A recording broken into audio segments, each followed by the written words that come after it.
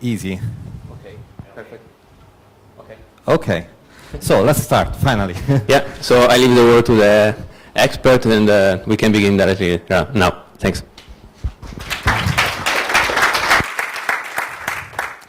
Hi, and thanks for coming.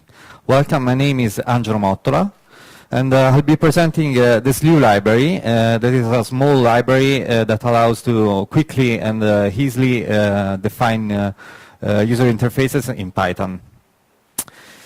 Let's start talking about one thing, the first thing each programmer wants when starting a new project, some motivation.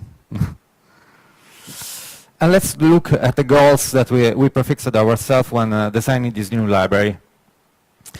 First of all, we wanted to have rapid prototyping of interfaces because our project, for our projects, we choose Python as a quick language to program with.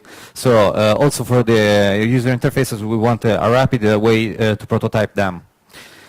And why not using XML to load interfaces definitions? So another goal was this. Next comes the features complete. So we wanted a complete widget set. We wanted a lot of features built in, such as drag and drop, printing support, and all the things that you would expect from a user interface library. Of course, we also wanted an extensible architecture because our plan was to have desktop support, possibly multi-platform support, and we wanted to be able to extend the support from the desktop to the web.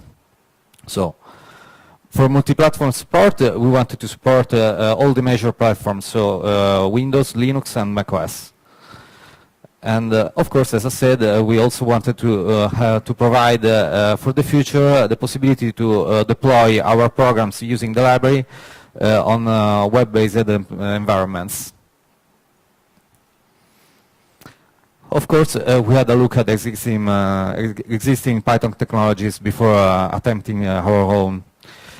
We had a look at TK Inter, and this is, of course, the built-in user interface library that comes with every Python installation. And this is really easy to use, and it's mature, but it's very limited. Doesn't allow to build up complex interfaces, and it's just an easy way to put up some interface quickly. So it's not what we wanted. Then we had a look at PyQt. PyQt is powerful. It's based on Qt, so you can do almost everything that Qt allows to do. So it's really powerful. It's mature, but it's not easy, and there is no way to deploy on the web. So this last thing prevents us from using the PyQt. Then we had a look at Pyjamas and Pyjamas Desktop. Who had ever heard of these things, these projects? Okay, so you know that Pyjamas and Pyjamas Desktop are two technologies that allow to translate from Python code to JavaScript. And this allows to deploy Python programs on the web. Problem is, Pyjamas, even though it provides a GWT port to JavaScript and allows to deploy either on the web, either native. The cons are it's an immature project, and when you deploy on the native desktop, you just have a browser window that displays the content of JavaScript. So it's not real a native application, and it can't use all the features that your underlying operating system provides. So this is really limited in this way. So we decided to build up our own solution in Slew. So we asked ourselves, is it possible to build an easy, powerful, and native and web-based library for defining user interfaces. We thought so. So this is a successor to the Shadlib project. Maybe some of you have heard of this project because it was presented here in Florence and PyCon 3 years ago. So this is a re-implementation of that project that builds on the experience of the project. Let's start looking at the architecture. There is, of course, a public interface that defines some core functions and GUI functions. By GUI functions, I mean functions, simple functions like message box and the like. Then there is the XML loader that allows to load the interface definitions. There are the data model classes that allows to implement model view widgets. There are the GDI classes that allows to draw stuff on bitmaps, on widgets themselves, and during print operations. And then there are widgets themselves. There is a long list of widgets here. I present just a few of them. This is the public interface. Is entirely done in Python. Then there are the backends. So far, there is just one backend. There is the native one, the backend for the desktop deployment. We'll come to this later. The backend provides the resource provider. In the case of the desktop, the resource provider allows to load resources from plain files or from zip files. Then there is the implementation of the GUI functions, the implementation of the data model classes, the implementation of the GDI classes, and of course an implementation for each of the classes of the defined widgets. This approach allows us to completely separate the backend from the public interface and allows to build up several backends. So far, as I said, there is just one backend, but we have the plan to implement other backends and based on pyjamas, for example, or another technology that I'll show you later. Public interface is a thin layer, as I said, is completely coded in Python and provides an XML loader, abstract classes, and common functions. Backends are what do the real job. Our native backend is based on Qt. It's coded in C++. And for the future, we plan to implement another backend based on pyjamas that implements our widgets via HTML5 and JavaScript. Another approach that we are studying, because we have already some prototypes for the backend using pyjamas, but nothing complete, so it's not published yet. But we are studying another approach about this problem. It's using another technology, another project that is mscripten. Who knows what is mscripten? No one? Mscripten is a compiler that translates LLVM bitcode to JavaScript and allows to compile the entire Python implementation in JavaScript. So you don't have an emulation of Python like with pyjamas. You have the real deal here. You have the real Python compiler, Python interpreter running as JavaScript, as compiled JavaScript. So this allows us to potentially to compile our entire application using Slew into compiled Python B code, and using the compiled Python interpreter into JavaScript to run these our programs inside the browser, providing our backend allows to draw widgets and handle them with JavaScript. So this is the future for us. Right now, there is a working implementation of the desktop backend that is fully working. So we concentrated on this. Let's have a look at a small demo that is a simple hello world. A simple hello world. It's done in really a few lines of code, and now I'll show it.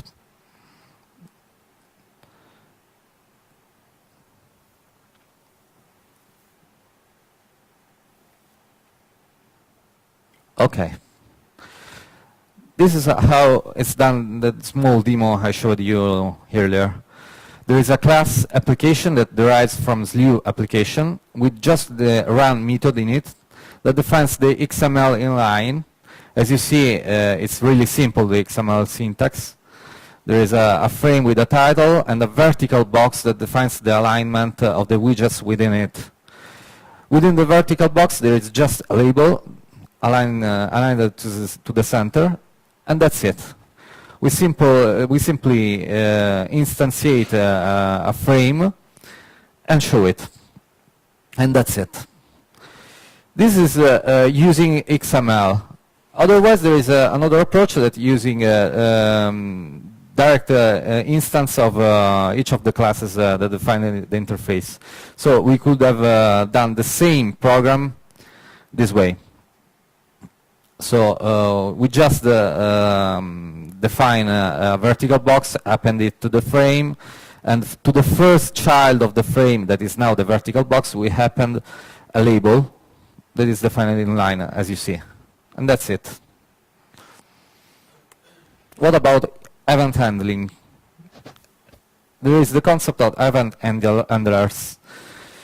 You can derive from a Slew event handler and define some methods that define the common events implementations. So, for example, here we have an on-click event handler that simply puts up a message box. Later, we instantiate a frame and use the find method to locate the my button widget, and we set the event handler for that widget, and later we show it. And of course, this is really simple.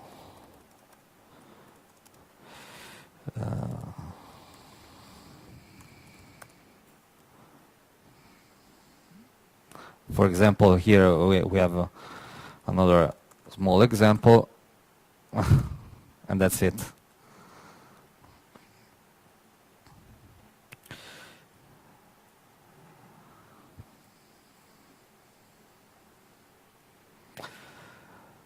All the widgets are event handlers, of course. So you can also override inline the on-click event. And as you see, it's really simple and really easy to manipulate stuff. We can also load entire interface definitions from XML using the load interface function defined at the root of Slew module. And the load interface returns a kind of a dictionary object that allows to access each of the objects defined in the interface. For example, here we have just a dialog with the name test. So we can access that dialog with the interface test and create an instance of the dialog with this method. It's just as simple. And later here we just have a non-click event. That's really easy. Some more highlights on the library. What can be done with this library? First of all, there is the concept of format strings for text fields. Each text field can be assigned a format string that defines how to manage the content of the text field during editing and when it's not being edited at the control. So, for example, we could have the text aligned to the left while editing, and while displaying the content, we just want to, for example, to have it aligned to the right. Or we could have an integer, a text field with the possibility to just enter integer in it. And for example, we could limit the number of digits to 5. And this is all done with the format strings. if we have the time for each of these highlights, I'll show you some demos later. I don't know if we have the time. Then there is the fact that on-focus out event can deny focusing out. This was a thing that we really wanted for our projects, and we couldn't find any other library that allowed this thing. Normally, in user interfaces, you can always focus out from each control. For Slew, we allow to deny this focus out event.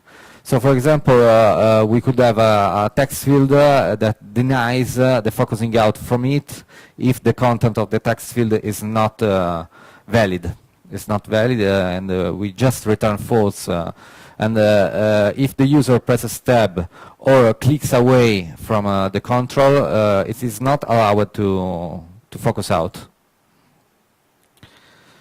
Then there is onModify. The onModify event is triggered every time a widget is modified in any way. So, for example, a checkbox when it's clicked it triggers the onModify. A text field when you start typing triggers the onModify, etc.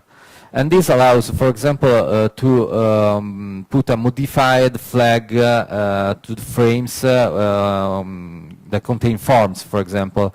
So when the form is modified in any way, you could trigger this event and handle it the way you like. Then there are editable item views based on model view paradigm.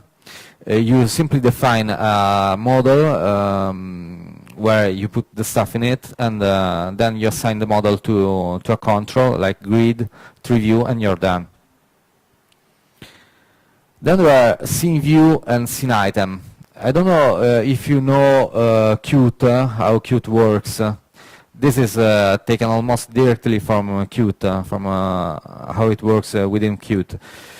Scene view is a widget that allows to put inside it a hierarchy of scene items to construct, for example, print previews or graphics that have a hierarchy within them. And we'll show you later some example of this. Then there are the classes that handle the GDI, device context,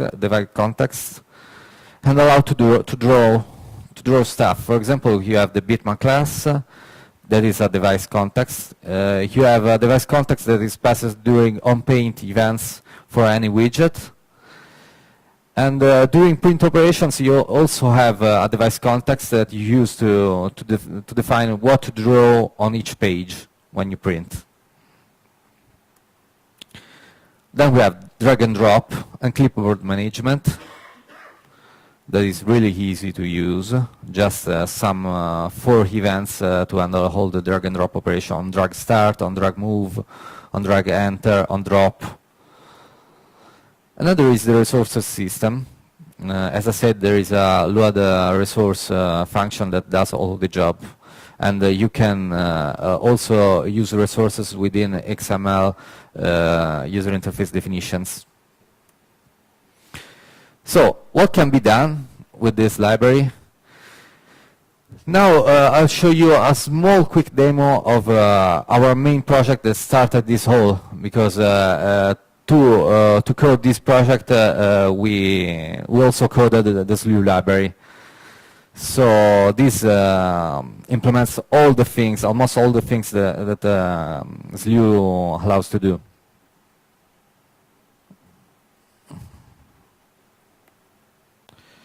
So here it is. It's full of icons here. Everything you'll see here is done in Python except the splash screen.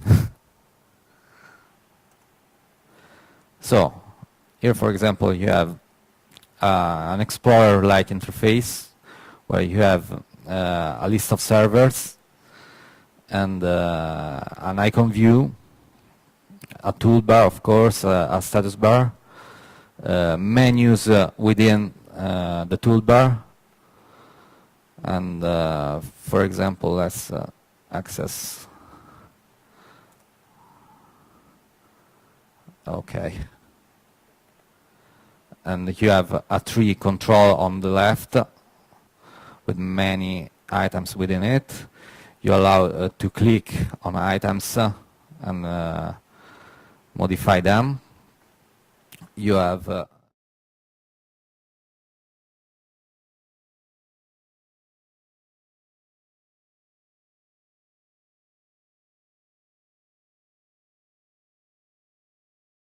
the print editor of our program. This is a scene view implementation that allows to, in our example, to show how a print preview, for example, and we could start drawing stuff in it and define.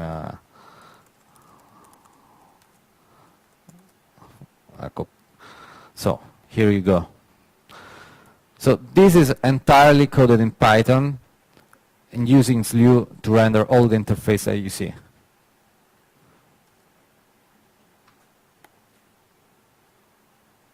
Okay, let's go back to the presentation. Nikonga ERP was presented here 2 days ago. Maybe some of you have seen that presentation, or maybe not because it was just in Italian. So, what's next? What's next planned for the Slew library? Maybe more widgets. What about dock widget? A widget that allows to dock other widgets on the left, on the right, on the bottom, or the top. What about a rich text editor? Or who knows which other widget we plan for the future? Comments and suggestions are welcome. Then we could allow widgets inside item views. For example, as inside the grid, inside a grid we could have other widgets, or inside the trees. We could have widgets inside scene view. For example, we could have a web view inside a hierarchy of objects inside a scene view. We want to clean up the API because the API has undergone several modifications during time, so maybe an API cleanup is wanted. Then, of course, we want to add web deployment support via maybe a backend using pyjamas that we also have working prototype for. We have a couple of prototypes that use pyjamas and showed us this is really possible to do. And maybe the best approach is using mscripting, but we'll have to have a closer look at this technology before using it. Your help is welcome, because this is an open source project right now, and it's already up there in Python package index if you want to download it. And there is a project page on Google Code, and that's it. Thanks for attending. Maybe if you have the time, we can show you some more examples of how easy it is to work with widgets and like. I don't know if there are any questions before I proceed to showing some examples. Any question? Yep, any question?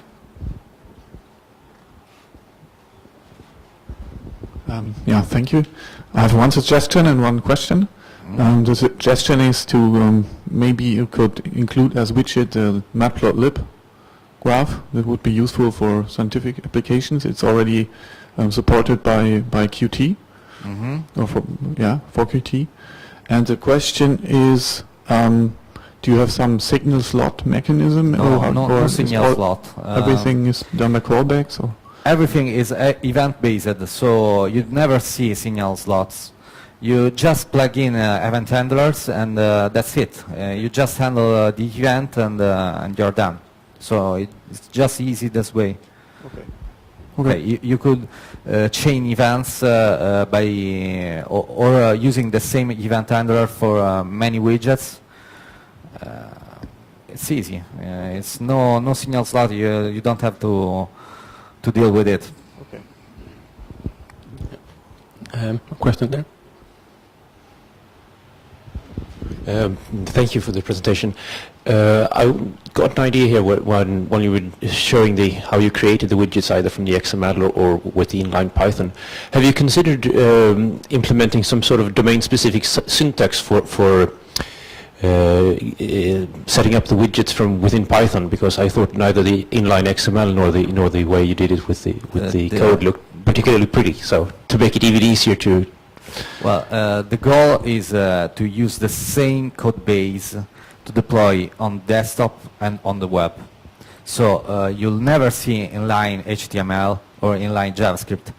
That is a thing that we want to avoid completely. No, I wasn't talking about inline HTML or inline JavaScript. I was talking about making a adaptation of the Python syntax. Say, for instance, if you do you know of the stand syntax that I forget the name of the project which uses, but it's a way of writing XML in Python, which looks rather nice. Well, that's another approach. We choose a different way. That's simple. Okay, thank you. Any other question? Maybe in the other side of the room? No? Okay. No? Okay.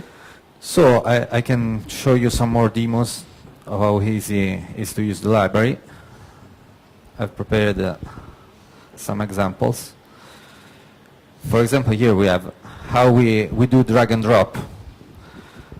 We have an event handler that defines some methods on drag start, on drag move, drop, and an onPaint event. The onPaint is just to draw some stuff to show us the area where we want to drop images, in this example. And this is all the example code. That's just this. And this, when run,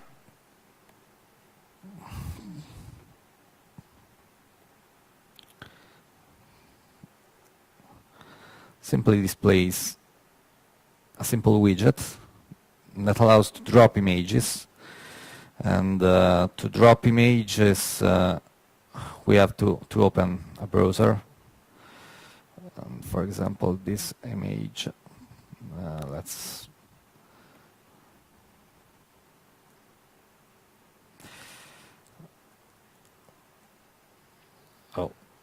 oops.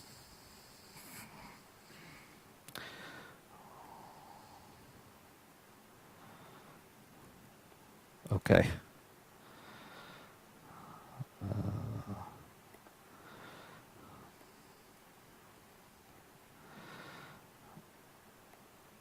Okay.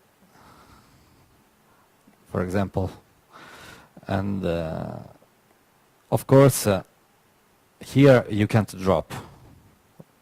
And here you can drop because we are dropping an image. And this is done through the onDrag move that returns true only if the data being dragged is an instance of bitmap. And this is completely automatic. The conversion of the data being dragged around is completely automatically translated to the right classes of Slew or to instances of string or Unicode. In the case you are dragging around some text, for example. And all you have to do on drop, for example, we call the set bitmap of method of the image widget. This is the only widget within our frame. And this is how we do drag and drop. Here you also see how we use device contexts during onPaint events. So we draw a rectangle and some text. That's this easy. Let's close this example. Let's have a look at the scene view, for example. This is an example of scene view. We load a small resource that is the Python logo, and we construct a grid of 10 by 10 scene items, each containing another scene item that is the logo within. So you can scroll around and you can have as many items as you wish. And this is done with this code. We just load the Python logo. We have a class derived from a scene item that is the logo itself, that draws itself, and that's it. Then we have the item, the generic item that is that contains a logo, appends the logo to itself, so we have a hierarchy, and sets the position, its own position based on the parameter here. And during paint events, it just draws a white background.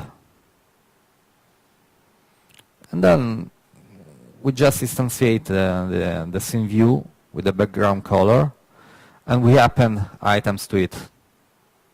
That's it.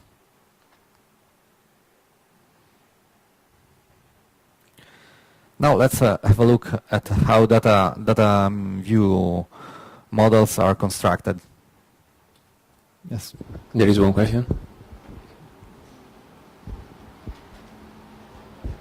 If you have something like a layout managing for Yes, widget in yes, automatic there is. without putting the, let's say, magic number inside for positioning the widget. Yes, there is a layout system. As I showed you earlier, we have the vertical box, for example. The vertical box is an example of layout. We have a vertical box that aligns vertically each of the elements you put inside it, giving a proportion to each item put inside the vertical box. Then we have an horizontal box, obvious what it does. And then we have a generic sizer that is a grid layout where you can put stuff in a grid way. So that's easy. You define columns and the width of each column, and then you start filling up rows. So, and there is a kind of interface to I mean, drag and drop widget, like for example, I don't know, boa constructor or something like that, or the tools or no? You can, of course, use the same technique as I showed earlier. You override the onDrag start event that allows to start dragging the content of a widget that implements that event. Once you implement the onDrag start event for a widget, you need to fill the data variable of the event handled within the onDrag start event, and you can put a bitmap, you can put some text, you can put even Python objects, and the drag starts. Yeah, no, my question was if there is some tool, external tool that that you designed let's say a graphical. Okay. So an interface designer. Yeah. No, there is no interface designer so far. Okay. Unfortunately, maybe in the future. Who knows? Help is welcome. No, yeah, okay. Thank you. Okay. Yeah. And why not use Glade? Glade is an interface editor which produces XML, and it's possible to produce widget, and because it's XML, you just have to transform this XML to your XML, and Yes, but well, as I said, help is welcome. So translating from existing XML syntaxes to our own syntax is really a welcome addition to the library, and we hope to receive help even in this field. So, Okay, I was... Can you make a quick example? Mhm. I was showing you another example of a model view application. You just define a model. If you know Qt, how Qt works, this is almost exactly the same. You define how much rows and how much columns there are in the model. You define the header of the model. So here we use a small class that is the data specifier. The data specifier allows to define the content of a cell or a header, in the text within it, and some of the behavior of that cell. For example, here in the data, we define the text, and if we are on the first column, we allow to edit this cell by removing the read-only flag to the data specifier. In the application, we just put a grid control within our frame, and we set the model. And this is the result.